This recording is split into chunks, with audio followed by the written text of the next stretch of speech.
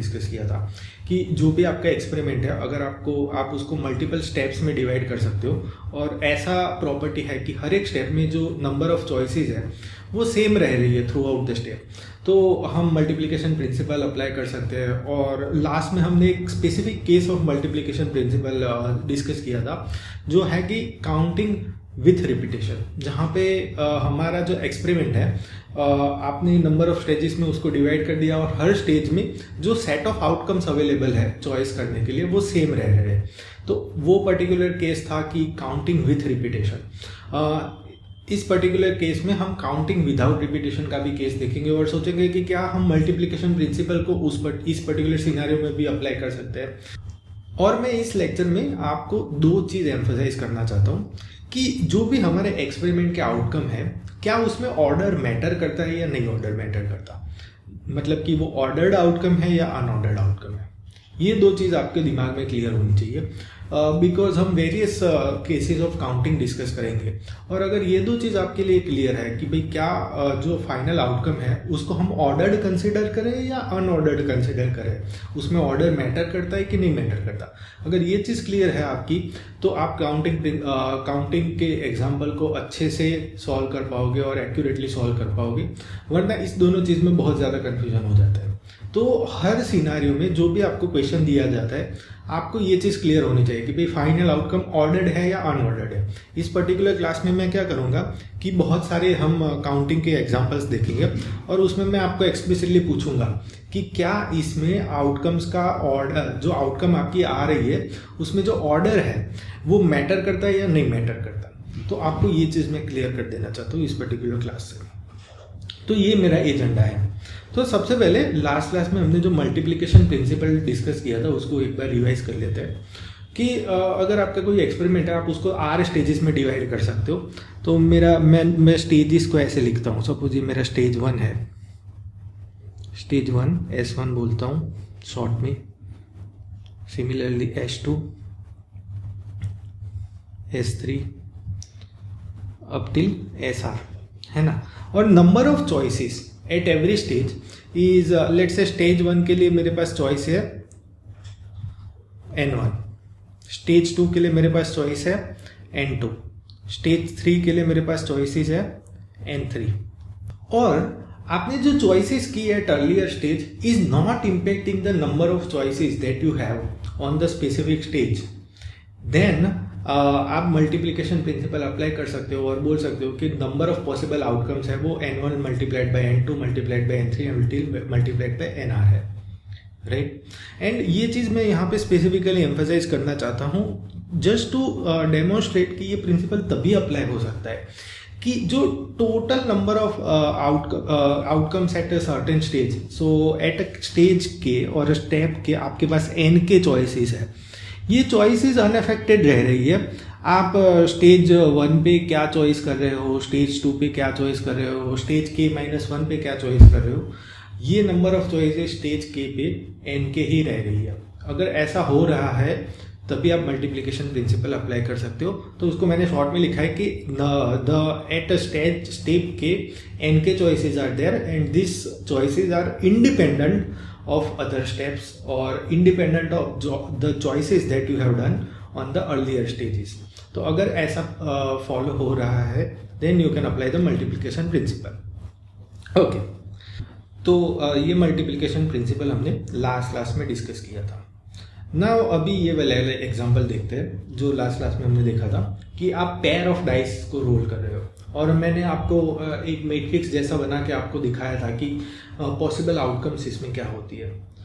तो इस particular experiment को अगर हमें नंबर ऑफ आउटकम्स काउंट करनी है तो मल्टीप्लिकेशन प्रिंसिपल हम लगा सकते हैं और इसमें स्टेप्स क्या होगी और एट एवरी स्टेप्स चॉइसेस क्या होगी।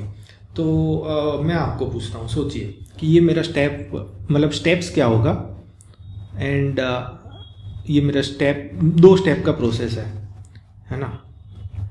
तो स्टेप 1 में चॉइसेस क्या होगी और स्टेप 2 की चॉइसेस क्या होगी। जैसे मैंने लास्ट क्लास में आपको बताया था कि इस पर्टिकुलर डाइस को आपको नंबर कर सकते हो कि जैसे ये डाई A है और डाइस B है और स्टेप 1 में आपके पास choices for outcomes of dice A, ठीक है। तो कौन कौन सी पॉसिबल चॉइसेस है अगर आप सेट बना के देखो तो 1 2 3 4 5 6, क्योंकि 6 साइडेड डाइस है और उस स्टेप 1 के लिए आपके पास 6 चॉइसेस है। सिमिलरली स्टेप 2 के लिए भी आपके पास 6 चॉइसेस है, क्योंकि डाइस बी भी मेरी 6 साइडेड है। ठीक है, तो आप आउटकम्स काउंट करने के लिए क्या करो कि स्टेप 1 में आपके पास कितनी चॉइसेस है। स्टेप 1 में मेरे पास 6 चॉइसेस है, एंड स्टेप 2 में मेरे पास कितनी चॉइसेस है, स्टेप 2 में भी 6 चॉइसेस है, तो टोटल मेरे पास 36 चॉइसेस है। तो ये मेरा ये मेरा एक्सपेरिमेंट हो गया और मैंने नंबर ऑफ पॉसिबल आउटकम्स ऐसे काउंट की। ठीक है, तो मैं आपको सेट ऑफ क्वेश्चंस पूछता हूँ, आप उसको आर्टिकुलेट करके आंसर दो कि इस पर्टिकुलर एक्सपेरिमेंट में आप आउटकम को कैसे आर्टिकुलेट करोगे। सबसे पहले आपको दिमाग में क्लियर होना चाहिए कि भाई आउटकम क्या है इस एक्सपेरिमेंट की। तो इस पर्टिकुलर एक्सपेरिमेंट की आउटकम है the pair of outputs of die A and die B. So ये मेरी आउटकम है। तो pair of outputs of dice A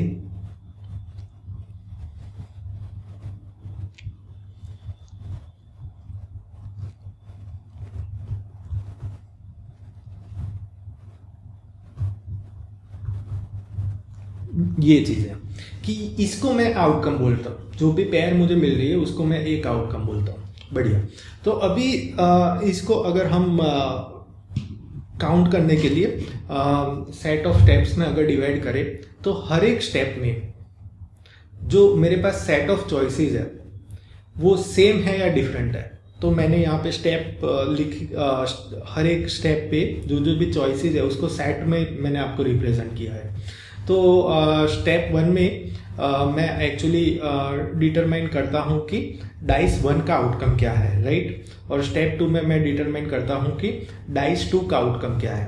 hopefully ये क्लियर है कि भाई स्टेप 1 में मैं क्या डिटरमाइन कर रहा हूँ, output of dice A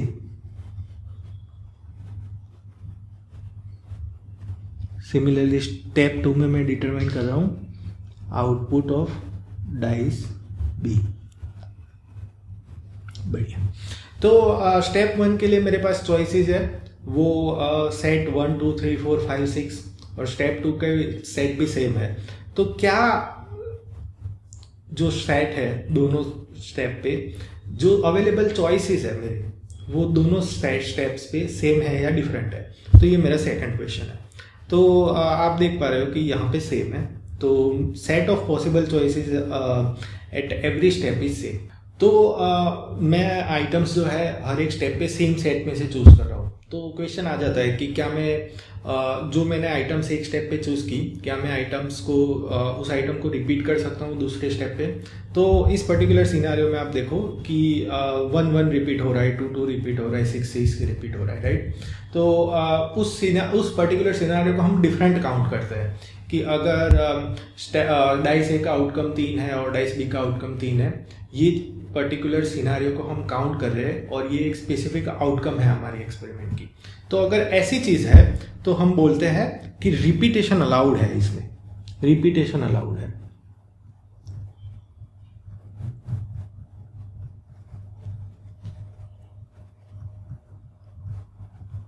okay, अभी मैं पूछ रहा हूं कि जो नंबर ऑफ चॉइसेस आप कर रहे हो एवरी स्टेप पे, क्या वो इंडिपेंडेंट है? Independent of what? Independent of the choices आपने जो की अर्लियर स्टेज पे। तो इस पर्टिकुलर सिनारियो में अगर आप देखोगे कि भाई आपने स्टेप 1 पे जो भी चॉइस की, does it impacting the number of choices that you have for the step 2? तो आंसर नो है, राइट। जो अवेलेबल चॉइसेस है स्टेप 1 के लिए वो भी 6 है, अवेलेबल चॉइसेस है स्टेप 2 के लिए वो भी 6 है। स्टेप 1 पे आप कोई भी आउटकम चूज करो, it is not impacting the number of choices that you have in the step 2। तो इस पर्टिकुलर केस में obviously the number of choices at each step is independent. तो इसका आंसर है यस। ओके, एंड ये चीज़ मैं आपको थोड़ा सा एम्फसाइज करके बोलना चाहता हूँ कि जो आप एक आउटकम को कंसिडर कर रहे हो ना, आप पहले तो आपको क्लियर होना चाहिए कि आपके एक्सपेरिमेंट में एक आउटकम क्या है। तो इस पर्टिकुलर एक्सपेरिमेंट में आउटकम क्या हुई? इस पर्टिकुलर एक्सपेरिमेंट में outcome is a pair of, जैसे मैंने लिखा कि pair of outputs of dice A and dice B, but outcome is ordered और अनऑर्डर्ड। तो जब मैं पूछूं कि भाई आउटकम ऑर्डर्ड है या अनऑर्डर्ड है, तो उसका मतलब है कि भाई अगर मैंने कोई आउटकम ली 1 3 और दूसरी आउटकम ली 3 1, तो क्या मैं उसको डिफरेंट आउटकम कंसिडर करूंगा या सेम आउटकम कंसिडर करूंगा? अगर मैं उसको डिफरेंट आउटकम कंसिडर करता हूं तो मैं बोलूंगा कि भाई आउटकम्स जो है वो मेरी ऑर्डर्ड है, तो यहाँ पे मेरी आउटकम्स ऑर्डर्ड है, राइट। हम आगे जाके कुछ सिनारियोज देखेंगे और नेक्स्ट फ्यू लेक्चर्स में हम काफ़ी केसेस देखेंगे जहाँ पे आउटकम्स को हम अनऑर्डर्ड भी कंसिडर करते हैं। अनऑर्डर्ड्स मतलब जो आउटकम में जो आउटपुट्स है उसका ऑर्डर्ड का महत्व नहीं है, तो हम उसको अनऑर्डर्ड बोलेंगे। यहाँ पे ऑर्डर का महत्व है, 1 3 और 3 1 को आप डिफरेंट काउंट कर रहे हो, उस वजह से ये पर्टिकुलर आउटकम को हम ऑर्डर्ड गिनेंगे, तो ये ऑर्डर्ड आउटकम हुई, ठीक है। अभी ये सिनारियो कंसिडर करो कि भाई आप पेयर कर रहे हो, बेसिकली आप हमने लास्ट क्लास में दिखा था कि भाई आपको कोई आउटफिट चूज़ करना है, तो आपके पास 2 कलर के शर्ट है और 3 पैंट है, तो हाउ मेनी पॉसिबल वेज आप उसको चूज़ कर सकोगे। तो इसमें अगेन मैं आपको सेम प्रोसेस बताना चाहूँगा कि भाई पहले तो आप मुझे स्टेप्स बताओ इसमें कि भाई स्टेप क्या रिप्रेजेंट करते हैं, every step is representing, and choices क्या है फॉर एवरी स्टेप, ठीक है। तो step 1 is representing the choice for shirt and step 2 is representing the choice for pant. तो आप एक सेट कंसिडर करो कि सेट 1 के लिए स्टेप 1 के लिए आपके पास कितनी चॉइस है, या तो आप रेड शर्ट चूज कर सकते हो या फिर आप ब्लू शर्ट चूज कर सकते हो। तो यहाँ पे या तो आपके पास है रेड शर्ट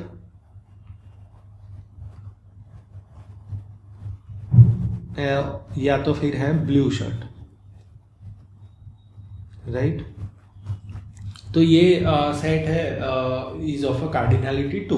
कार्डिनलिटी मतलब the number of elements in the set, ठीक है। सिमिलरली स्टेप 2 के लिए आपके पास क्या चॉइसेस है, ग्रे पेंट, ब्लैक पेंट या फिर येलो पेंट। तो यहाँ पे जो सेट है उसकी कार्डिनलिटी 3 है, ठीक है। तो अभी मैं आपको सेम सेट ऑफ क्वेश्चन पूछूंगा कि ये पर्टिकुलर एक्सपेरिमेंट में आप आउटकम किसको कंसिडर करते हो, क्या दोनों स्टेप पे जो चॉइसेस है वो सेम सेट से आ रही है या डिफरेंट सेट से आ रही है, और जो चॉइसेस है इंडिपेंडेंट है कि नहीं, और क्या जो आप आउटकम को कंसिडर कर रहे हो उसमें ऑर्डर का महत्व है कि नहीं। तो ये 4 क्वेश्चन जो मैंने अर्लियर पर्टिकुलर सिनारियो में पूछे थे, ये सेम 4 क्वेश्चन आपको अभी पूछ रहा हूँ, ठीक है। तो एक बार मैं for a sake of clarity मैं यहाँ पे बता देता हूँ कि यहाँ पे कौन सा सेट आपके पास अवेलेबल है। या तो आप ग्रे पेंट चूज़ करो, तो मैं शॉर्ट में GP लिखता हूँ, ब्लैक पेंट चूज़ करो या फिर आप येलो पेंट चूज़ करो। तो आपके पास 3 चॉइसेस है, ठीक है।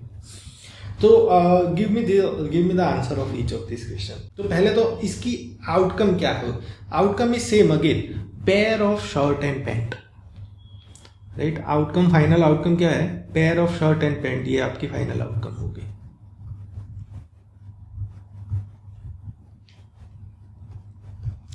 The set of choices that you have at every stage, is it same or different? तो अर्लियर केस में आपके पास सेट ऑफ चॉइसेस है 1 2 3 4 5 6 थी, सेकंड स्टेज पे भी सेम चॉइसेस थी। इसमें जो सेट है वो सेम है कि डिफरेंट है, डिफरेंट है, तो इसमें डिफरेंट है, ठीक है। तो जो सेट ऑफ चॉइसेस आपके पास अवेलेबल है at every stage is different, दोनों सेट डिफरेंट है। स्टेप 1 के लिए आपके पास कोई सेट है अवेलेबल चूज करने के लिए, स्टेप 2 के लिए आपके पास कोई दूसरा सेट है चूज करने के लिए। तीसरा क्वेश्चन मैं आपको पूछ रहा हूँ कि जो नंबर ऑफ चॉइसेस है at every step is independent और डिपेंडेंट, क्योंकि मेरा सेट ही अलग है, राइट। तो मैं स्टेप 1 पे कोई सेट से आइटम्स चूज कर रहा हूँ, स्टेप 2 पे कोई दूसरे सेट से आइटम चूज कर रहा हूँ, तो ऑब्वियसली सेम आइटम को रिपीट होने का कोई पॉसिबिलिटी नहीं है, क्योंकि दोनों ही डिफरेंट सेट्स है। तो ऑब्वियसली इस पर्टिकुलर सिनारियो में आप स्टेप 1 पे जो भी आइटम चूज करोगे, it will not impact the number of choices that you have eight the step 2, so that's why the number of choices at every stage is independent. Yes, तो मैं इसका answer yes बोलूँगा।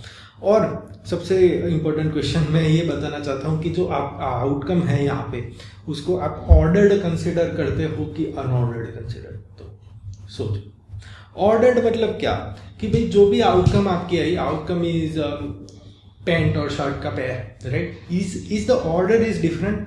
तो अगर मैं पहले आपको एक आउटकम दूँ जिसमें शर्ट पहले हो, ब्लू शर्ट हो एंड येलो पैंट हो, और दूसरा आउटकम है जिसमें येलो पैंट है और ब्लू शर्ट है, इसमें ऑर्डर डिफरेंट है, तो इसको मैं अलग अलग आउटकम कंसिडर करूंगा या सेम आउटकम कंसिडर करूंगा? The answer is in this scenario हम आउटकम को अनऑर्डर्ड कंसिडर कर रहे हैं, राइट। तो अगर मैं आपको blue shirt and yellow pant दूँ, या फिर येलो पैंट दूँ और ब्लू शर्ट दूँ, तो उस दोनों को आप सेम ही आउटकम कंसिडर करोगे, राइट। तो इस वजह से ये अनऑर्डर्ड है, इसमें ऑर्डर का महत्व नहीं है, राइट। आपने स्टेप्स पे जो जो भी चॉइसेस की, उसमें जो फाइनल आउटकम बनी, उसमें ऑर्डर का महत्व इस पर्टिकुलर सिनारियो में नहीं है। अर्लियर सिनारियो में था 1-3 और 3-1 डिफरेंट थे, यहाँ पे ऑर्डर का महत्व नहीं है, तो इसलिए ये अनऑर्डर्ड है, ठीक है। तो अभी ये वाला एग्जांपल देखते हैं, ये भी हमने लास्ट क्लास में डिस्कस किया था। आपके पास 4 गर्ल है, छोटा सा क्लास है, 4 गर्ल है, उसमें 2 बॉय है, ठीक है। आपको क्लास मॉनिटर बनाना है 2 पर्सन का, उसमें फर्स्ट पर्सन मतलब एक बॉय होना चाहिए, एक गर्ल होनी चाहिए, राइट। तो मैं सारों को नाम दे देता हूँ। सपोज मेरे पास बॉयज़ है B1 B2, गर्ल है मेरे पास गर्ल 1, गर्ल 2, गर्ल 3, गर्ल 4, ठीक है। तो इसको भी मैं इस पर्टिकुलर एक्सपेरिमेंट को भी मैं 2 स्टेज में डिवाइड कर सकता हूँ। सबसे पहले मैं बॉय चूज़ करूँ और दूसरा मैं गर्ल चूज़ करूँ। तो ये स्टेप 1 है जहाँ पे मेरी चॉइस ऑफ बॉयज़ है, स्टेप 2 है जहाँ पे मेरा चॉइस फॉर गर्ल है, ठीक है।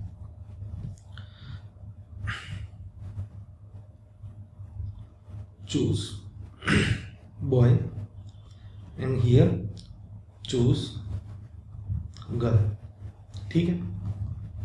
सेट ऑफ चॉइसेस अवेलेबल क्या है मेरे पास? तो स्टेप 1 पे मेरे पास क्या अवेलेबल है, या तो मैं B1 को कंसिडर कर सकता हूँ, या तो मैं B2 को कंसिडर कर सकता हूँ। सिमिलरली स्टेप 2 पे मेरे पास क्या क्या चॉइसेस अवेलेबल है, तो या तो मैं G1 को कंसिडर कर सकता हूँ, G2 को, G3 को, या फिर G4 को,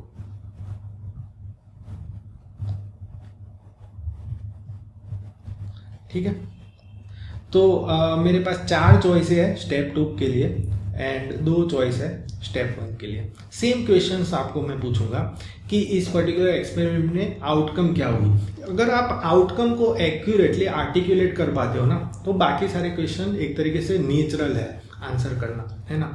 तो बहुत ज़रूरी है कि आउटकम को आप स्पेसिफिक वे से आप आर्टिकुलेट कर पाओ, ठीक है। आउटकम क्या है इसमें? Pair of boy and girl, है ना, pair of 1 boy and 1 girl और combination of 1 boy and 1 girl, ठीक है। तो ये मेरा आउटकम हो गया पहली चीज।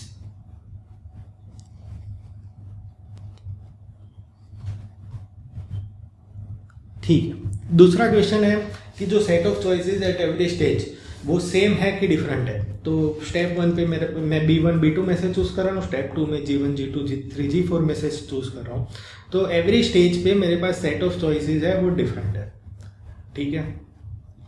तो रिपीटेशन नो रिपीटेशन का क्वेश्चन ही नहीं अराइज होता। Number of choices at each step different independent है या डिपेंडेंट है। तो आप स्टेप 1 पे कोई भी बॉय चूज करो, it is not impacting the number of choices that you have for step 2, तो इंडिपेंडेंट हो गया, ठीक है। तो यहाँ पे yes, number of choices at every stage is independent. And चौथा क्वेश्चन आपको पूछना है कि ये जो आउटकम है उसमें हम ऑर्डर को महत्व दोगे कि नहीं दोगे। तो again B1 G1 B1 G2, so B1 G1 is same as G1 B1, right. In this scenario दोनों ही मॉनिटर है, तो दोनों को मैं सेम आउटकम कंसिडर करूंगा. B1 G1 is same as G1 B1, B1 G3 is same as G3 B1. सो यहाँ पे again एक सिनारियो होता है कि यहाँ पे मैं ऑर्डर्ड का महत्व नहीं देता हूँ, इस वजह से ये अनऑर्डर्ड है. तो ये चीज़ आपके दिमाग में क्लियर होनी चाहिए कि आप फाइनल आउटकम में ऑर्डर का महत्व देते हो कि नहीं देते हो. अगर महत्व देते हो तो अगर अलग अलग ऑर्डर में सेम आइटम्स हैं तो आप उसको अलग अलग से काउंट करोगे, राइट. ये वाला क्वेश्चन देखते हैं. ये हमने लास्ट क्लास में देखा था कि आप एक मूवी आउटिंग को प्लान कर रहे हो और आपके पास मूवी चूज करने के 3 ऑप्शन है. या तो कॉमेडी मूवी चूज करो, ड्रामा मूवी चूज करो, एक्शन मूवी चूज करो. स्नैक्स के लिए 2 ऑप्शन है, पॉपकॉर्न, नाचोस. एंड ड्रिंक के लिए 3 ऑप्शन है, Coke, lemonade and water. Again मैं आपको पूछूंगा कि ये पर्टिकुलर एक्सपेरिमेंट को आप स्टेजेस में डिवाइड कर सकते हो कि नहीं. यस. स्टेप 1 क्या हो गया? Step 1, step 2 and step 3, right. बताओ स्टेप 1 क्या हो गया कि मैं चूज करूं कि कौन सा मूवी मुझे देखना है. तो choice of movie, choose movie, ये मेरा स्टेप 1 हो गया. स्टेप 2 क्या हो गया? Choose snack. एंड स्टेप 3 क्या हो गया? Choose beverage. ठीक है. तो आप देखो कि कौन कौन से सेट अवेलेबल है स्टेप 1 के लिए. स्टेप 1 के लिए मेरे पास ये सेट अवेलेबल है, इसमें से कोई भी चूज कर सकता हूँ. ठीक है. ये मेरे स्टेप 1 की चॉइसेस है, ये मेरे स्टेप 2 की चॉइसेस है, ये मेरे स्टेप 3 की चॉइसेस है. ठीक है. लिख देता हूँ ताकि क्लियर रहे. ये स्टेप 3 की चॉइसेस है, स्टेप 2 की चॉइसेस है और ये मेरे स्टेप 1 की चॉइसेस है. ठीक है. अगेन मैं आपको सेम सेट ऑफ 4 क्वेश्चन पूछूंगा कि इसमें आउटकम को आप क्या बोलोगे. तो अगेन इस पर्टिकुलर सिनारियो में आउटकम क्या हो गया? Outcome is a combination of a movie, beverage and snack that you are selecting, right. उसको आप एक स्पेसिफिक आउटकम और स्पेसिफिक आउटिंग के तरीके से कंसिडर करते हो, राइट. तो this is something called as a set और combination of a movie, set of movie, snack and beverage. ये मेरी स्पेसिफिक आउटकम हो गई. ठीक है. अभी set of choices at every step is same as different. तो आप देख सकोगे कि भाई डिफरेंट है. स्टेप 1 पे मैं सिर्फ चूज कर रहा हूँ कि कौन से मूवी देखूंगा. स्टेप 2 पे स्नैक्स है एंड स्टेप 3 पे मेरा बेवरेज है. तो सेट मेरा जो है at every stage is different. Number of choices at every step, is it independent और डिपेंडेंट. तो अगेन मैं अलग अलग सेट में से हर एक स्टेप में चूज कर रहा हूँ, राइट. तो number of choices that you have at certain step is independent of the choices that you have made on the earlier stage. तो इसमें इंडिपेंडेंट है. यस. क्या मैं आउटकम को उसमें ऑर्डर को महत्व देता हूँ कि नहीं देता हूँ? तो मैं मूवी, स्नैक और बेवरेज कंसिडर कर रहा हूँ. सपोज मैंने एक्शन मूवी देखी, नाचोस खाया और लेमनेड पी. ये मेरा एक स्पेसिफिक आउटकम है, राइट. अभी मैं कोई दूसरा पर्सन आके मुझे बोल रहा है कि नहीं मैं बोलता हूँ कि भाई नाचोस, एक्शन एंड लेमनेड, उसका ऑर्डर चेंज कर देता हूँ. क्या आप उसको डिफरेंट आउटिंग बोलोगे या सेम आउटिंग बोलोगे? तो इसमें आप सेम आउटिंग में बोलोगे. आप ऑर्डर को डिफरेंट कर दो. आप पहले स्नैक को बोलो या फिर पहले बेवरेज को बोलो, बाद में मूवी को बोलो या फिर पहले मूवी को बोलो, स्नैक को बोलो एंड बेवरेज को बोलो. उससे फ़र्क नहीं पड़ता. जो कॉम्बिनेशन ऑफ आइटम चूज कर रहे हो उससे फ़र्क पड़ता है. तो जो आपकी फाइनल आउटकम है उसमें ऑर्डर का महत्व नहीं है. तो उसके वजह से यहाँ पे जो आउटकम है वो मेरी अनऑर्डर्ड है. तो ये आपको ध्यान रखना है.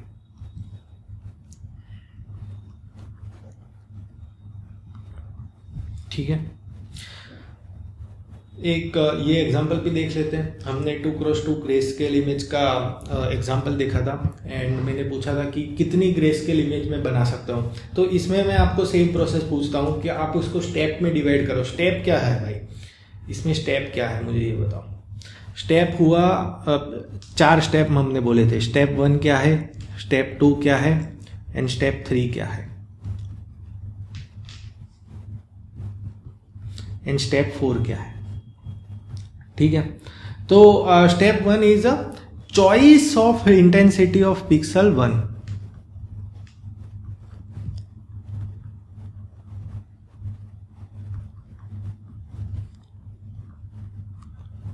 If you remember it last class में। और कितनी चॉइसेस अवेलेबल है मेरे पास, आप 0 से 255 के बीच में कौन सा भी इंटीजर आप चूज करो, डजेंट मैटर। सिमिलरली स्टेप 2 पे आपके पास सेम चॉइसेस है, राइट। सिमिलरली स्टेप 3 पे एंड स्टेप 4 पे। ठीक है, सेम सेट ऑफ क्वेश्चंस में मैं आपको पूछता हूँ कि इसमें एक आउटकम क्या हुई। इसमें हर स्टेप पे आपके पास जो अवेलेबल चॉइसेस है वो सेम सेट है या डिफरेंट है। तीसरा मैं क्वेश्चन पूछूंगा कि जो चॉइसेस है at every step is dependent और इंडिपेंडेंट एंड इसमें ऑर्डर का महत्व है या नहीं। तो पहला क्वेश्चन, इसमें आउटकम को क्या बोलूँगे, बहुत ध्यान से आप बोलना।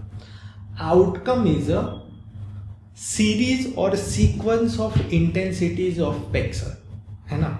तो आउटकम को मैं ये बोलूँगा कि भाई एक तरीके से टपल पे रिप्रेजेंट कर सकता हूँ जिसमें 4 एलिमेंट होंगे। हमने लास्ट क्लास में भी देखा था। First element first particular pixel की इंटेंसिटी को रिप्रेजेंट करेगा, सेकंड एलिमेंट सेकंड को, थर्ड एलिमेंट थर्ड को एंड थर्ड पिक्सल के लिए, and fourth element fourth pixel की इंटेंसिटी को रिप्रेजेंट करेगा।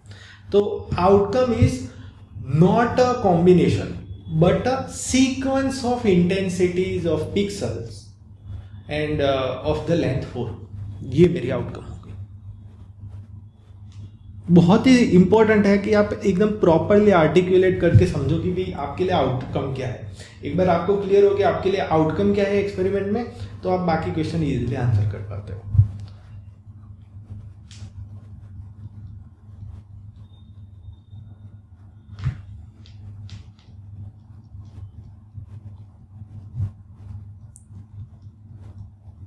और ये सीक्वेंस की लेंथ क्या है, 4, क्योंकि इमेज में 4 पिक्सल है। ठीक है, set of choices at every pixel, is it same और डिफरेंट।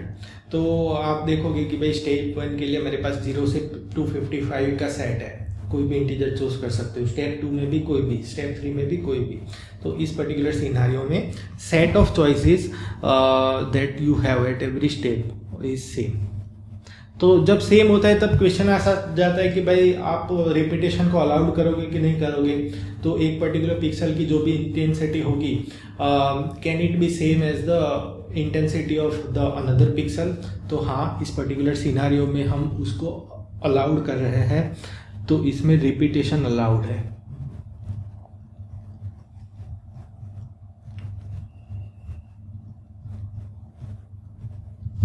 आगे जाके हम कुछ एग्जांपल्स देखेंगे जहाँ पे हम रिपीटेशन को अलाउड नहीं करेंगे, बट इसमें अलाउड कर रहे हैं। मतलब कि आपकी इमेज ऐसी हो सकती है कि सारे पिक्सल की इंटेंसिटी 3 है, सारे पिक्सल की इंटेंसिटी 4 है, सारे पिक्सल की इंटेंसिटी 130 है, राइट। तो ये पर्टिकुलर केसेस को आप काउंट कर रहे हो अपने काउंटिंग प्रोसेस में, ठीक है। तो इसमें रिपीटेशन अलाउड है।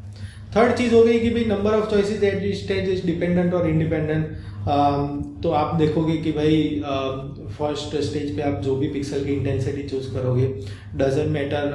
सेकंड स्टेप पे आपके पास 255 ही चॉइस रहेंगे। It is not depending on the choice that you are doing on the step 1। तो ये इंडिपेंडेंट है। Number of choices at every stage is independent, yes. और लास्ट वाला क्वेश्चन आप सोचो कि क्या इसमें आउटकम ऑर्डर्ड है या अनऑर्डर्ड है। बहुत ही सोच समझ के इसमें ऑर्डर का महत्व है कि नहीं है। मैं आपको एक सीक्वेंस देता हूँ 130, 131, 132, 134। Is it same as 132, 134, 133, 131? Yes, no, it is not same, it is different actually. इसमें ऑर्डर का महत्व है क्योंकि first element of your sequence is representing the intensity of the first pixel, second element representing the intensity of the second pixel, and third element third pixel के लिए, और fourth element fourth pixel. इस particular outcome में मैं order को महत्व दे रहा हूँ, तो इसके लिए आउटकम मेरी हो गई है ऑर्डर्ड। ठीक है, ठीक है। तो ये वाला एग्जांपल देख लेते हैं कि एटीएम पिन चूज करने के आपके पास तरीके पूछ रहा है। तो इसको आप पहले तो स्टेप्स में डिवाइड करो। पिन की लेंथ 4 होनी चाहिए, एंड हर स्टेप्स पे क्या चॉइसेस होगी, मैं आपको सेम सेट ऑफ क्वेश्चन पूछूंगा। तो मेरा पहले तो 4 स्टेप्स हो गए।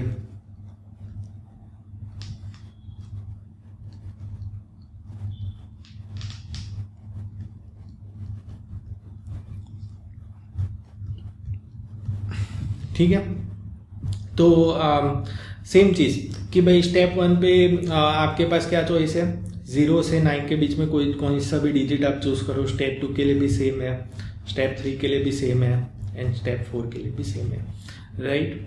तो स्टेप 1 का आउटकम क्या रिप्रेजेंट करेगा, left most digit in your pin, right, left most digit है।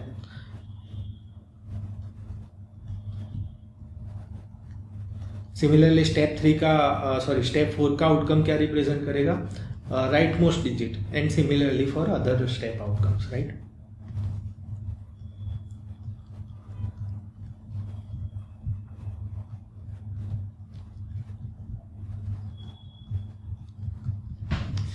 तो इस पे मैं आपको सेम सेट ऑफ क्वेश्चन पूछ रहा हूँ। सबसे पहले तो मैं ये पूछूंगा कि इसमें आउटकम आपको किसको बोलते हो। Outcome is basically your pin, right, जो आपने पिन बनाई, पिन इज योर आउटकम। ठीक है, तो पिन आपके आउटकम है। तो अभी आप क्वेश्चन आंसर करोगे भाई set of choices that is step is same और डिफरेंट। तो आप देख रहे हो कि भाई हर एक स्टेप पे आप 0 से 9 के बीच में ही डिजिट को कंसिडर कर रहे हो। That's why set of choices at every stage is same. Again repetition is allowed, तो क्या आप पिन में रिपीटेशन अलाउड कर सकते हो। मैंने डिस्क्रिप्शन में भी लिखा है कि digit can be repeated, 1111 is a valid digit, so that's why repetition is also allowed. तो रिपीटेशन अलाउड है इस केस में, ठीक है।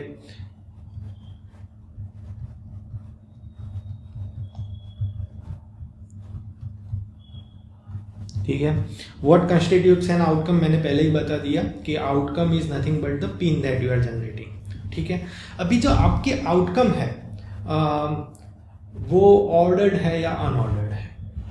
तो आप 1 2 3 4 वो आपकी पिन है, और अगर मैं दूसरा आपको नंबर दूं 3 4 1 2, इज इट सेम पिन और डिफरेंट पिन, ये दोनों अलग अलग पिन है, राइट। तो इस पर्टिकुलर सिनेरियो में आउटकम में ऑर्डर मैटर करता है। तो ये जो आउटकम है वो ऑर्डर्ड है, ठीक है। तो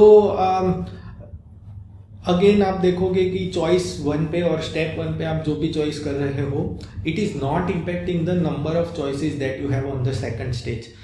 इट इज आप स्टेप 1 और स्टेप 2 पे जो भी चॉइस कर रहे हो, it is not impacting the number of choices that you have on the third stage.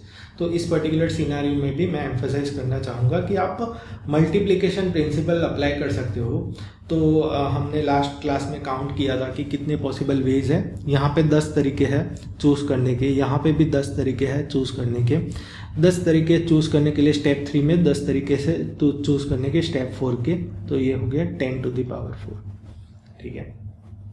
तो ये एक स्पेशल केस की तरीके से हमने लिया था कि अगर हमारे पास हर एक स्टेज पे n चॉइसेस है और सेट ऑफ हाइट आपके पास n चॉइस है हर एक स्टेप पे, और आप वो पूरा एक्सपेरिमेंट को k स्टेप पे डिवाइड कर सकते हो, है ना। तो नंबर ऑफ वेज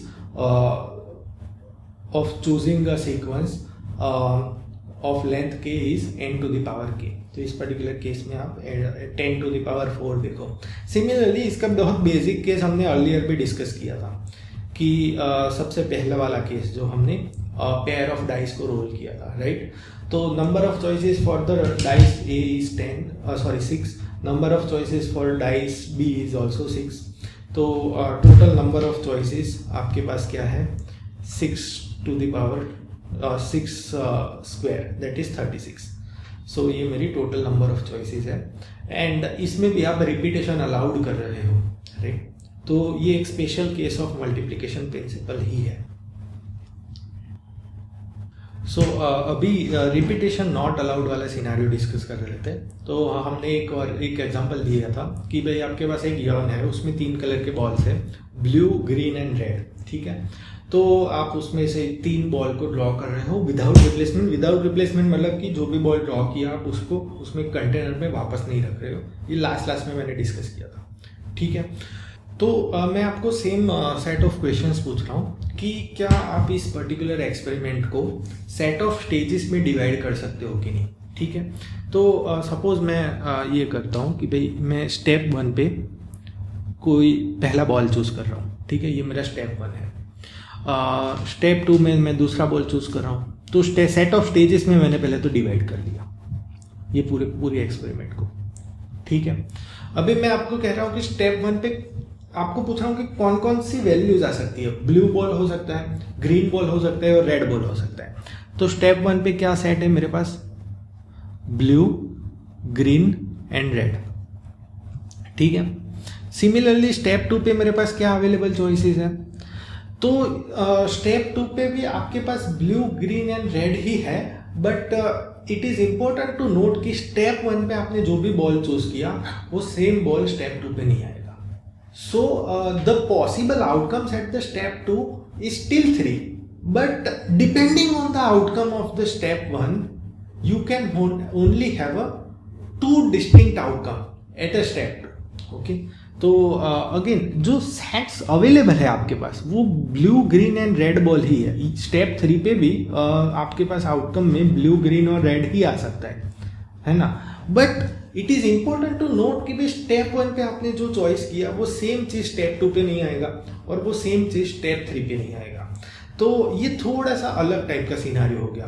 तो मैं आपको पहले तो इसमें क्वेश्चन आपको क्लियर कर देता हूँ। ये चारों क्वेश्चन का आप मुझे आंसर बताइए कि इसमें आउटकम क्या है।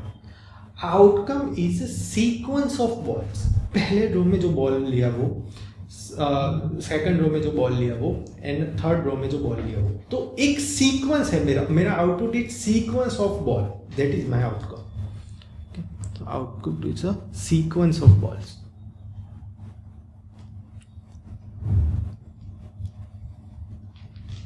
कौन से बॉल्स है? Blue, green and red. ये मेरा आउटकम्स है। जो सेट ऑफ चॉइसेस है at every stage, is it same और डिफरेंट? तो एवरी स्टेप पे जो भी चॉइसेस आपके पास अवेलेबल है वो सेम सेट से है कि डिफरेंट है? तो सेम सेट से है, बट रिपीटेशन अलाउड नहीं है। मतलब कि अर्लियर स्टेज पे आपने जो भी बॉल चूज किया, सेकंड स्टेज पे वो बॉल आप चूज नहीं कर सकते, ठीक है। तो ये सिनारियो हो गया कि repetition not allowed.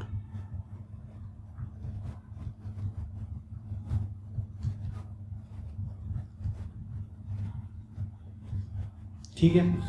Third question मैं पूछ रहा हूं कि number of choices at each stage, is it dependent और इंडिपेंडेंट? तो ये थोड़ा सा इंटरेस्टिंग क्वेश्चन है कि भाई number of choices at step 1 आपके पास क्या थी? Number of choices at step 1 is 3। Number of choices at step 2, even though step 2 पे ब्लू भी हो सकता है, ग्रीन भी हो सकता है, रेड भी हो सकता है, but fixing the choice at step 1 आपके पास 2 ही चॉइस अवेलेबल है। तो number of choice eight step 2 is 2 and similarly number of choice at step 3 is 1. So number of choice at every step is independent of the choice that you have done on the earlier stage. तो number of choice मेरी independent है, yes. इसका answer भी yes है। और बहुत important चीज़ है note करने के लिए कि भाई जो सेट ऑफ चॉइसेस आपके पास अवेलेबल है ना वो चेंज हो रहा है। मतलब अगर यहाँ पे मैंने सपोज ब्लू बॉल फिक्स कर दिया तो मेरे पास जो चॉइसेस अवेलेबल है तो अभी तो मेरे पास ग्रीन और रेड ही है, ठीक है। और यहाँ पे भी ग्रीन नहीं आ सकता अगर मैंने ब्लू चूज कर दिया तो, ठीक है। सॉरी, यहाँ पे ब्लू चूज किया तो मेरे पास ग्रीन और रेड है, तो यहाँ पे सेकंड एंड थर्ड चॉइस पे ब्लू नहीं आ सकता। तो ये मेरा सेट अलग हो गया। अभी सपोज मैंने फर्स्ट चॉइस पे ब्लू नहीं सिलेक्ट किया और मैंने सपोज रेड चूज कर लिया, तो अगेन मेरा सेट चूज अलग हो जाएगा कि मेरे पास यहाँ पे रेड अवेलेबल नहीं होगा स्टेप 2 एंड स्टेप 3 पे, बट मेरे पास अवेलेबिलिटी होगी ब्लू की, तो ब्लू मेरे पास अवेलेबल होगा। तो जो मेरा सेट है, set of choices at the every step is changing depending on the choices that you do on the earlier stage, but the number of choice at every stage is same. So अगर मैं first stage पे red choose करूँ, irrespective of that step 2 पे मेरे पास 2 ही choice रह रही है। अगर मैं फर्स्ट स्टेप पे ग्रीन चूज करूँ, इरिस्पेक्टिव ऑफ दैट स्टेप 2 पे मेरे पास 2 ही चॉइस रह रही है। भले ही सेट ऑफ चॉइसेस चेंज हो जा रही है, बट जो सेट के नंबर ऑफ एलिमेंट्स हैं वो तो 2 ही रह रहे हैं स्टेप 2 के लिए। सिमिलरली स्टेप 1 पे मैं रेड चूज करूँ तो डजेंट मैटर, स्टेप 2 में मेरा सेट चेंज हो जाएगा अवेलेबल चॉइसेस का, but number of choices available at step 2 is still 2.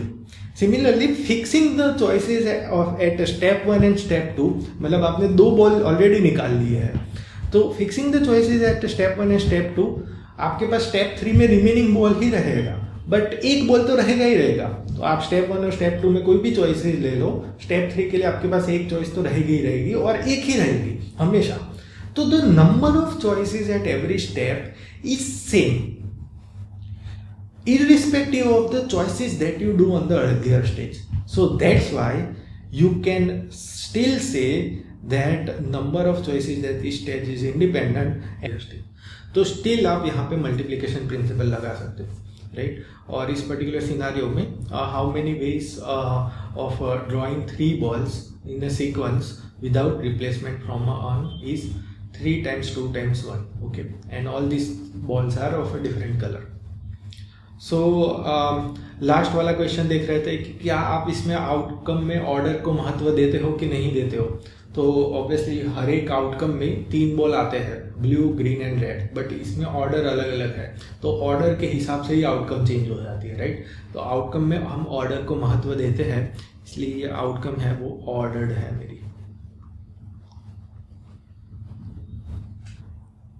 तो एक छोटा सा एनिमेशन वीडियो देख लेते हैं जो एक्चुअली एन्यूमरेट करता है all possible outcomes in this experiment, drawing the 3 balls from the young without the replacement.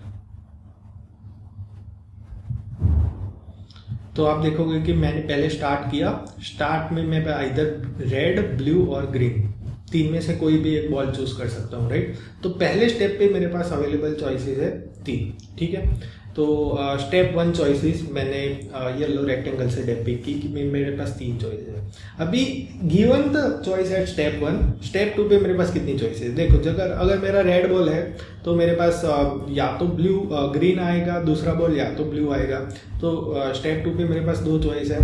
Similarly अगर मैंने स्टेप 1 पे ब्लू बॉल चूज किया, सॉरी ग्रीन बॉल चूज किया, तो अगेन मेरे पास स्टेप 2 के लिए 2 ही चॉइस रहेगी, रेड या ब्लू। तो irrespective of the choice at the step 1, step 2 के लिए मेरे पास 2 ही चॉइस अवेलेबल रहेगी। तो स्टेप 1 की चॉइसेस 3 थी, स्टेप 2 की चॉइसेस 2 है मेरे पास, है ना। और स्टेप 3 में मेरे पास एक ही बॉल रह जाता है, तो उसके लिए मेरे भी चॉइस एक ही रहती है, ठीक है। तो जो भी रिमेनिंग बॉल है वो मैं स्टेप 3 पे कंसिडर करूँगा, तो मेरे पास एक ही चॉइस रहेगी। तो तो अभी हमने लास्ट क्लास में क्या डिस्कस किया था कि भाई a specific outcome is a specific leaf in this tree, right. तो अगर आप काउंट करोगे कि कितने लीफ हैं, 6 लीफ है, राइट। तो specific outcome is a specific leaf in the tree and number of leaves और नंबर ऑफ आउटकम्स कैसे कंसिडर करेंगे, आप मल्टीप्लाई करो। स्टेप 1 पे आपके पास 3 चॉइस है, स्टेप 2 के आपके पास 2 चॉइस है, तो नंबर ऑफ लीव्स आपके बन जाएंगे 6। तो सिमिलरली 6 आपके पास टोटल आउटकम्स है, ठीक है। तो आप उसको इस तरीके से विजुअलाइज कर सकते हो। इंपॉर्टेंट चीज नोट करने के लिए है कि भाई आपने स्टेप 2 पे जो भी चॉइस की वो 2 ही रह रही है, इवन दो जो आपके पास अवेलेबल सेट है चूज करने का वो डिफरेंट है। सपोज आपने रेड बॉल चूज किया तो आपके पास जो सेट अवेलेबल है अभी रहेगा ग्रीन और ब्लू का, है ना। सपोज आपने पहले स्टेप पे ग्रीन बॉल चूज किया तो अभी आपके पास अवेलेबल सेट है रेड एंड ब्लू का। सो आपका सेट चेंज हो रहा है but the number of elements in the set और number of choices at the step is not changing irrespective of the choices at the earlier stage. So you can still apply the multiplication rule, and multiplication rule से आपको number of leaves मिल जाएंगे इस particular tree के, and number of leaves are same as the number of outcomes in your experiment, right? So that's why it is 6.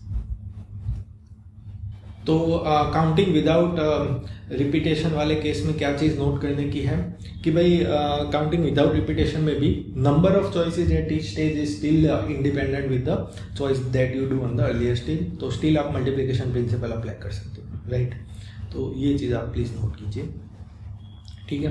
एक और scenario ले लेते हैं कि सपोज ओलंपिक का गेम है और 3 ही प्लेयर है, ठीक है. तो 3 ही प्लेयर है और तीनों को ऑब्वियसली 3 ही प्लेयर है, तो तीनों ही मतलब अगर आपके पास 3 मेडल है तो आपको 3 मेडल 3 प्लेयर को डिस्ट्रीब्यूट करने पड़ेंगे, राइट? तो ऐसा हम सिनेरियो ले लेते हैं. तो how many ways to distribute 3 medals to 3 athletes, right? तो ऑब्वियसली सेम एथलेट को और मल्टीपल एथलेट्स को सेम मेडल नहीं मिलेगा. तो मल्टीपल एथलेट को सपोज 2 अलग अलग एथलेट्स हैं तो उसको आप गोल्ड मेडल नहीं दोगे, या फिर दोनों को गोल्ड नहीं दोगे, दोनों को सिल्वर नहीं दोगे. गोल्ड सिर्फ एक ही एथलेट को मिलेगा, सिल्वर भी एक ही एथलेट को मिलेगा, ब्रॉन्ज भी एक ही एथलेट को मिलेगा, ठीक है. तो इसमें स्टेप्स क्या है? सपोज मैं सारे एथलेट को नाम दे देता हूँ. पहले तो A1, A2 एंड A3. आपके पास 3 एथलेट्स हैं, है ना. अभी इस पर्टिकुलर एक्सपेरिमेंट में आप स्टेप्स क्या बना सकते हो? तो स्टेप 1 है कि भाई choose a athlete for gold medal. ये मेरा पहला स्टेप हो गया, ठीक है. दूसरा स्टेप मेरा क्या हो गया कि भाई choose the athlete for silver और ब्रॉन्ज. और लास्ट स्टेप क्या हो गया कि भाई चूज अ एथलेट फॉर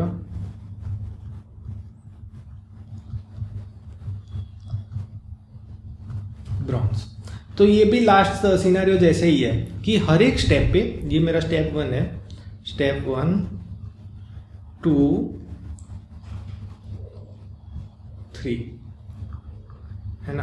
तो स्टेप 1 के लिए मेरे पास A1 A2 A3 चॉइस है, स्टेप 2 के लिए भी वही है, स्टेप 3 के लिए भी वही है. बट अगर मैंने A1 स्टेप 1 पे असाइन किया तो A1 स्टेप 2 और स्टेप 3 में नहीं होगा, है ना. तो स्टेप 1 के लिए मेरे पास 3 चॉइस हो गई. स्टेप 2 के लिए मेरे पास कितनी चॉइस हो गई भाई? कि स्टेप 2 के लिए मेरे पास 2 चॉइस होगी, क्योंकि जो भी मैंने स्टेप 1 पे प्लेयर असाइन किया वो मैं स्टेप 2 पे असाइन नहीं कर सकता. तो रिमेनिंग प्लेयर मेरे पास 2 ही रह गए. एंड सिमिलरली लास्ट स्टेप पे मेरे पास 1 चॉइस है. तो similarly number of ways to distribute this silver, gold and bronze medal to 3 athletes A1 A2 and A3 is again 6, ठीक है. सेम प्रिंसिपल से. तो अगेन इस पर्टिकुलर सिनेरियो में आप मुझे एक्सप्लिसिटली आर्टिकुलेट करके बताओ कि भाई इसमें आउटकम क्या है. Outcome is a distribution of a, that means specific distribution of a, specific distribution of a medals to A1 A2 and A3.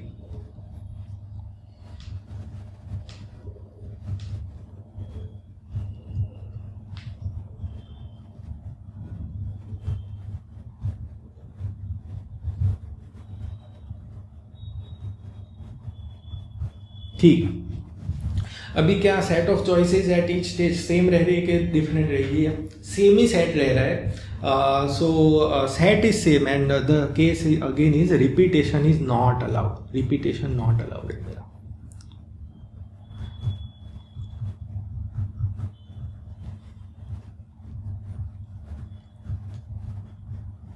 ठीक है. Number of choices at each stage is it independent? Again step 1 पे आप जो भी player choose कर रहे हो, irrespective of that step 2 पे 2 ही चॉइस अवेलेबल है. वो प्लेयर को आप चूज नहीं कर सकते, लेकिन स्टेप 2 पे जो अवेलेबल चॉइस है वो चेंज हो रही है. But number of choices available at a certain stage और number of choices available at step 2 is not depending on the choices that you have done on the step 1, right? So yes, it is independent. You can still say, and multiplication principle you can still apply. And इसमें आप order को महत्व देते हो कि नहीं है. तो बेसिकली आपका आउटकम क्या है? Specific distribution of the medal. तो आप आउटकम को एक दूसरे तरीके से भी रिप्रेजेंट कर सकते हो, एक टपल से रिप्रेजेंट कर सकते हो कि भाई आपके आउटकम है a tuple of athletes. Tuple of athletes like कैसे? तो suppose A3 A1 A2 this is valid, right. तो दिस इज वन आउटकम, इसको ऐसा भी आउटकम कंसिडर कर सकते हो। एंड अगेन इसमें आप A3 मतलब first element in this tuple represents what, first element represents the athlete जिसको गोल्ड मेडल असाइन हुआ है, second element represents the athlete जिसको सिल्वर असाइन हुआ है, third element represents the athlete जिसको आपने ब्रॉन्ज असाइन किया। तो अगर आप उसको टपल की तरह सोचते हो तो क्या इसमें ऑर्डर मैटर करता है कि नहीं, ऑर्डर का महत्व है कि नहीं? तो अगेन ऑर्डर का महत्व है, क्योंकि अगर आप टपल की ऑर्डरिंग चेंज कर दोगे तो बेसिकली गोल्ड का असाइनमेंट चेंज हो जाएगा, राइट। तो इस वजह से ये पर्टिकुलर आउटकम भी ऑर्डर्ड है, ऑर्डर्ड का महत्व है। एक्चुअली आपके दिमाग में अगर क्लियर हुआ ना तो काउंटिंग प्रॉब्लम्स को आप मतलब अच्छे तरीके से समझ पाओगे कि भाई पूछा क्या है, और आप उसको एक्यूरेसी के साथ सॉल्व कर पाओगे। तो ये इंपॉर्टेंट है, आपको पता होना चाहिए कि भाई आपके आउटकम में ऑर्डर का महत्व है कि नहीं है, ठीक है। तो यहाँ पे मैंने आपको बताया था कि स्टिल हम मल्टीप्लिकेशन प्रिंसिपल लगा सकते हैं and total number of outcomes is still 6, ठीक है।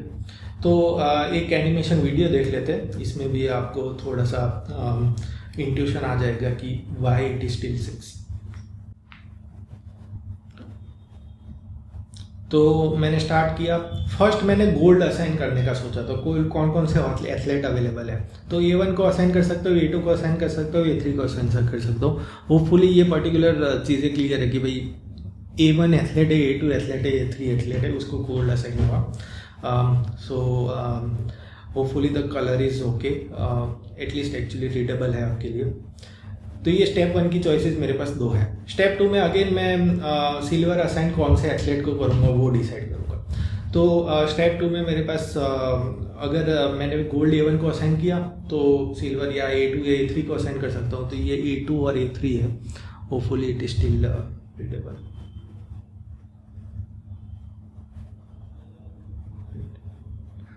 तो इस स्टेप 2 में मेरे पास चॉइसेस है स्टिल 2 एंड अगेन स्टेप 3 में आपके पास एक ही एथलेट बाकी रह गया, तो ब्रॉन्ज आप रिमेनिंग एथलेट को असाइन करोगे। सिमिलरली एक ही चीज़ नोट करने के लिए है कि भाई जो नंबर ऑफ चॉइसेस है at every stage is same, right. तो स्टेप 1 के लिए मेरे पास 3 थी, स्टेप 2 के लिए मेरे पास 2 है एंड स्टेप 3 के लिए मेरे पास 1 ही है, राइट। तो number of choices at every stage is not changing with respect to the choices that you do on the earlier stage, right. तो हम इस पर्टिकुलर प्रोसेस में सबसे पहले मैंने गोल्ड असाइन किया, तो ये मेरा स्टेप 1 था। फिर मैंने सिल्वर असाइन किया step 2 and bronze is step 3। Again the total possible outcomes is 6। थोड़ा सा कॉम्प्लेक्स सिनारियो ले लेते हैं कि भाई अगर हम आपके पास 4 बॉल है और अगर आप 2 बार ड्रॉ कर रहे हो विदाउट रिप्लेसमेंट, तो पहला बॉल आपने ड्रॉ किया, एक साइड पर रख लिया, दूसरा बॉल ड्रॉ किया, साइड पर रख दिया, ठीक है। तो अगर आप 2 बार ड्रॉ कर रहे हो इस बॉल में, तो अगेन आप मुझे बताओ कि भाई स्टेप्स क्या है इसमें। तो स्टेप्स क्या है, पहले तो स्टेप 1 क्या है एंड स्टेप 2 क्या है। So again step 1 is a outcome of a first draw. Similarly step 2 is outcome of a second draw, ठीक है। तो आपको पता चल गया होगा कि भाई फर्स्ट ड्रॉ के लिए आपके पास कितनी चॉइसेस है, या तो रेड बॉल आएगा, या तो ग्रीन बॉल आएगा, या तो येलो बॉल आएगा, या तो ब्लू बॉल आएगा। तो रेड, ग्रीन, येलो, ब्लू, तो 4 चॉइसेस है आपके पास फर्स्ट ड्रॉ के लिए। Now once the ball at first draw has been finalise, step 2 के लिए आपके पास अगेन 3 चॉइसेस है, क्योंकि रिमेनिंग में 3 बॉल में से कोई भी एक बॉल आ सकता है। तो total number of choices again आपके पास मल्टीप्लिकेशन प्रिंसिपल से 12 हो गई, राइट। एंड अगेन मैं आपको सेम क्वेश्चन पूछूंगा कि भाई इसमें आउटकम को क्या बोलोगे, आउटकम क्या है आपके लिए। Sequence of this 2 draws, sequence of outcomes of this 2 draws, that is your outcome, right. तो एक ऐसी सीक्वेंस हो गई कि भाई रेड ब्लू ये मेरी एक सीक्वेंस हो गई, या फिर ब्लू ग्रीन ये मेरी सीक्वेंस हो गई, राइट। सिमिलरली येलो रेड ये भी सीक्वेंस हो गई, राइट। अगर मैं उल्टा सोचूं तो ग्रीन ब्लू, क्या वो डिफरेंट सीक्वेंस, उसको मैं डिफरेंट काउंट करूंगा या सेम काउंट करूंगा? ऑन अनदर वर्ड, इसमें मैं बोलूंगा कि भाई ऑर्डर्ड है या अनऑर्डर्ड है, तो आप बोलोगे कि भाई yes it is ordered, because इसमें ऑर्डर का महत्व है।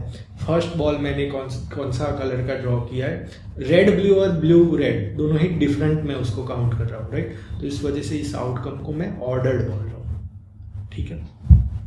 तो ऑर्डर का महत्व है।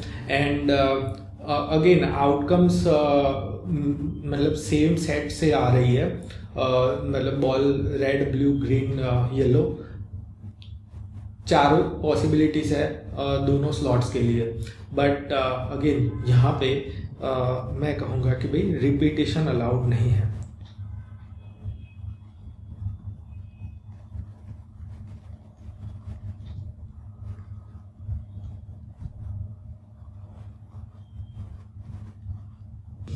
तो आउटकम्स को मैं ऐसे रिप्रेजेंट कर सकता हूँ। ये सबसे पहले फर्स्ट स्टेप का आउटकम, अगर रेड है तो सेकंड स्टेप में मेरे पास ब्लू ग्रीन और येलो चॉइस है। अगर फर्स्ट स्टेप में येलो है तो मेरे सेकंड स्टेप में ब्लू ग्रीन और रेड चॉइस है। अगर ग्रीन है तो ब्लू येलो रेड चॉइसेस है। तो ये तीन मेरी एक आउटकम हो गई, red blue red green red yellow. ये तीन मेरी दूसरी आउटकम हो गई, yellow blue yellow green yellow red. ये तीन मेरी एक और आउटकम हो गई, तीन और आउटकम हो गई, green blue green yellow green red. और ये तीन मेरी तीन और आउटकम हो गई, ब्लू येलो ब्लू ग्रीन और ब्लू रेड, ठीक है। तो इसको एक एनिमेशन वीडियो से भी समझते हैं। तो सबसे पहले मैं एक्सपेरिमेंट स्टार्ट करता हूँ। पहले चॉइस स्टेज में कितनी चॉइस है? 4, ठीक है। तो स्टेप 1 चॉइसेस मेरी 4 है। पहले ड्रॉ 1 मैंने किया। सेकंड में मेरे पास विथ रिस्पेक्ट टू ड्रॉ 1 अगर मेरे पास पहला बॉल रेड है तो ग्रीन ब्लू और येलो चॉइसेस है, तो 3 चॉइसेस है मेरे पास। सिमिलरली ग्रीन के लिए भी 3 चॉइसेस है, मैं इसको दर्शा नहीं रहा हूँ because of the limitation of the space. Similarly blue के लिए भी 3 चॉइस है, I can depict it like this. तो ये स्टेप 2 चॉइसेस हो गई। तो ये मेरे ड्रॉ 1 का आउटकम है, ये मेरे ड्रॉ 2 का आउटकम है। ड्रॉ 1 में मेरे पास 4 चॉइसेस थी, ड्रॉ 2 में मेरे पास 3 चॉइसेस थी। इरिस्पेक्टिव ऑफ द आउट, ये सबसे इंपॉर्टेंट चीज़ है कि भाई पहले ड्रॉ में जो भी आउटकम है is not impacting the number of choices and the draw 2, right? So total मेरे पास 12 आउटकम्स हो गई, ठीक है। तो ये मेरा सेकंड स्पेशल केस हो गया मल्टीप्लिकेशन प्रिंसिपल का, कि अगर आप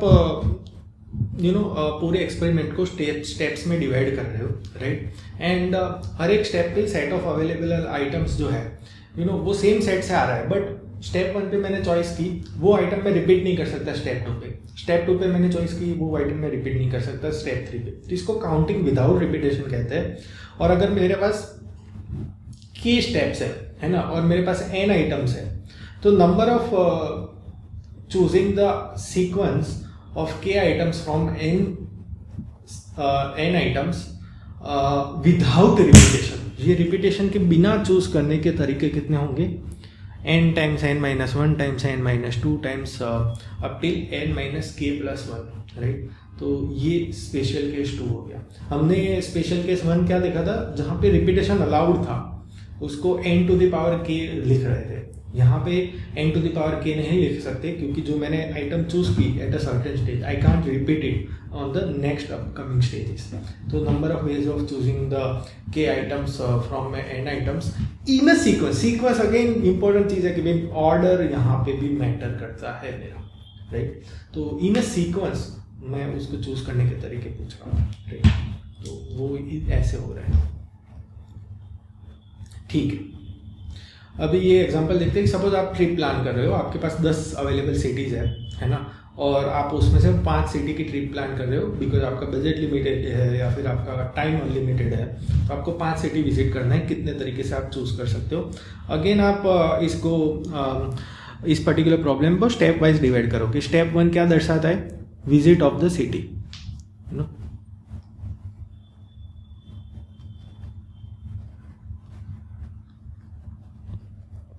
विजिट ऑफ द सिटी 1 और first city. Similarly step 2 step 3 ऐसे आपके पास 5 स्टेप्स है, ठीक है। स्टेप 1 के लिए आपके पास कितनी चॉइसेस है? 10।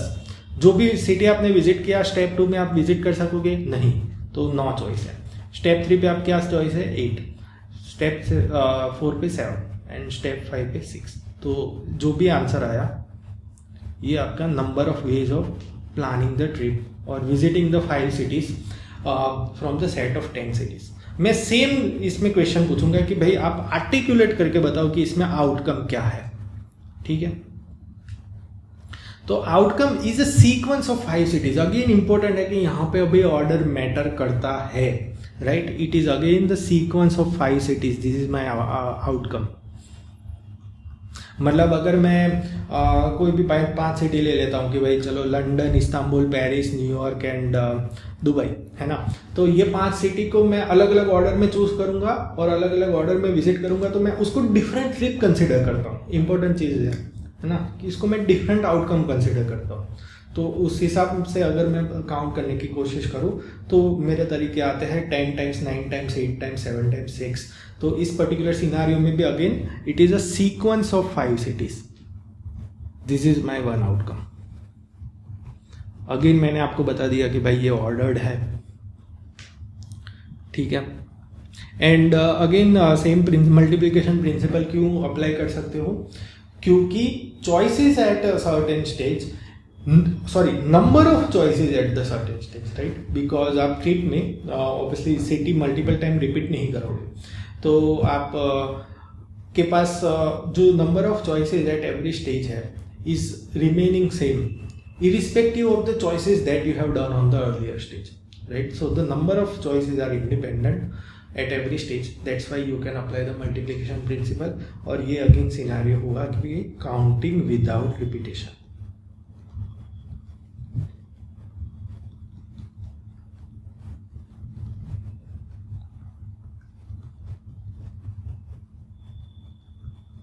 ठीक है।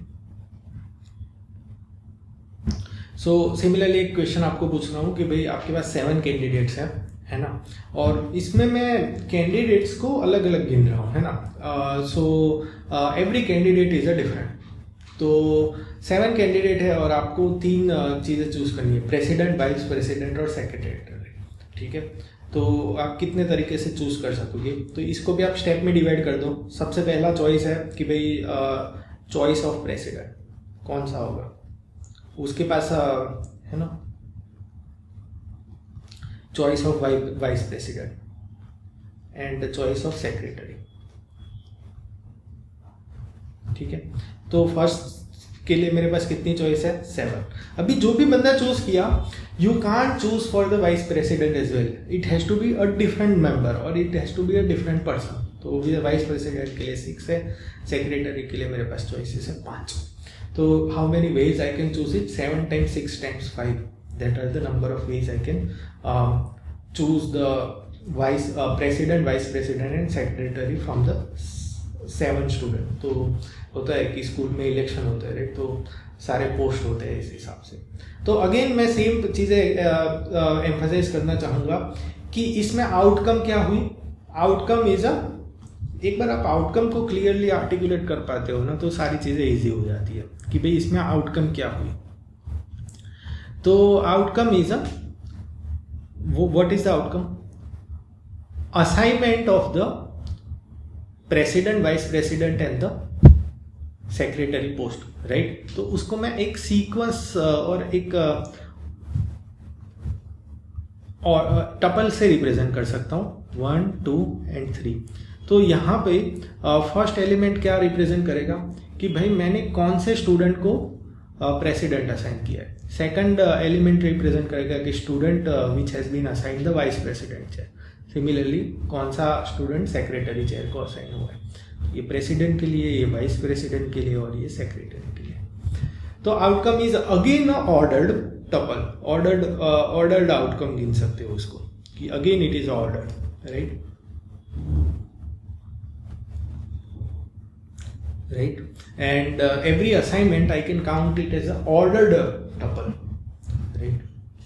First element of this particular tuple represents कौन सा student assign हुआ है for a president post, second element कौन सा for vice president and third कौन सा for secretary।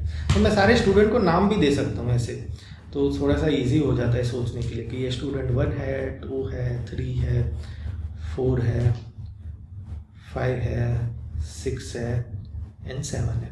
तो ये टपल कैसे दिखेगी मेरी, ये टपल कैसे दिखेगी मेरी? तो टपल मेरी दिखेगी कि भाई सपोज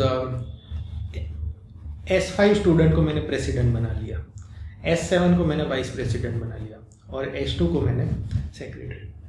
तो ये एक आइटम और एक आउटकम हुई मेरी, तो इसको मैं ऑर्डर में गिन सकता हूँ। तो एवरी ऑर्डर अगर मैंने डिफरेंट कर दिया, तो अगर सेम मेरा सेम सेट ऑफ स्टूडेंट्स है बट मैंने ऑर्डर डिफरेंट कर दिया, तो मैंने उसकी पोस्ट चेंज कर दी, तो उसकी वजह से ये पर्टिकुलर आउटकम्स में मैं ऑर्डर को भी महत्व देता हूँ। तो अगेन ये ऑर्डर्ड है, राइट। और अगेन ये केस हो गया कि भाई आप इसमें रिपीटेशन कंसिडर कर सकते हो। सॉरी, रिपीटेशन नॉट अलाउड है इसमें, मतलब सेम स्टूडेंट को आप मल्टीपल पोस्ट असाइन नहीं कर सकते।